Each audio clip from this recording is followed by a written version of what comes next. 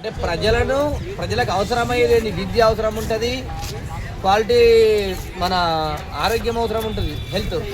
అదేవిధంగా ప్రజలకు అది ఇవ్వాలి తప్ప నేను ఇష్టమైనటువంటి అడ్డమైన సంక్షేమ పథకాలు ఇస్తా, అడ్డమైన విధి విధానాలు ఇస్తా, ప్రజలు పని చేయకుండా ఉండాలని చెప్పేసి విధంగా అన్ని పార్టీలు చెప్తాయి.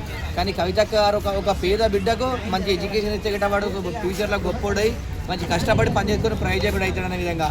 అదేవిధంగా హెల్త్ ఆరోగ్యానికి వస్తే గిట్ట మనం చూసుకుంటే గిట్ట మనకు హెల్త్ బాగుంటేనే మనం ముందడికి ఏ పని కూడా సక్సెస్ చేయగలుగుతాం. హరీష్ రావు గారిని డైరెక్ట్గా ఒక మాట యూజ్ చేయడం జరిగింది. పందికొక్కు అనే కాళేశ్వరం ప్రాజెక్టులో అవకతవకలు జరిగినాయి, వాళ్ళనే పక్కన పెట్టుకుంటూ అవినీతి దొంగలు అని చెప్పేసి క్లియర్గా చెప్పింది.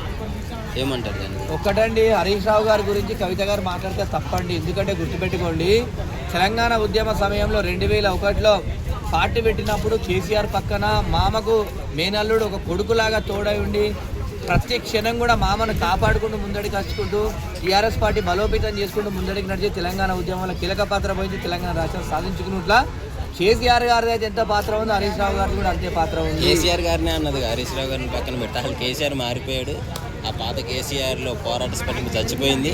ఆయన లేడు, ఈయన ఒక మరమనిషి అని చెప్పేసి అన్నది.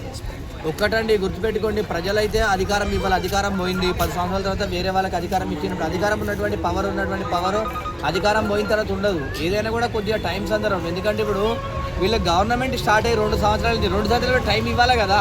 వాళ్ళు ఏం పని చేస్తలేరు, 2 సంవత్సరాలు ఎట్లా చేసారు అని చెప్పేసి మనం మాట్లాడాలి కూడా. మరి వీళ్ళు మొన్న ఇప్పుడు తెల్లారి అధికారంలోకి ఎక్కి పని చేస్తున్నారంటే అది కరెక్ట్ కాదు కదా. వాళ్ళకు కూడా సమయం సందర్భం ఇవ్వాలి. కాబట్టి కేసీఆర్ గారు ఇన్ని రోజులు ఆగి ఉన్నారు.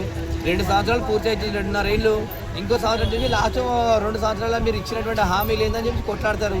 ఎందుకంటే మనం గుర్తుపెట్టుకోండి, ఏదైనా కూడా ఎవరికైనా సమయము, సందర్భము, టైం అన్ని ఇవ్వాలి కొత్త గవర్నమెంట్.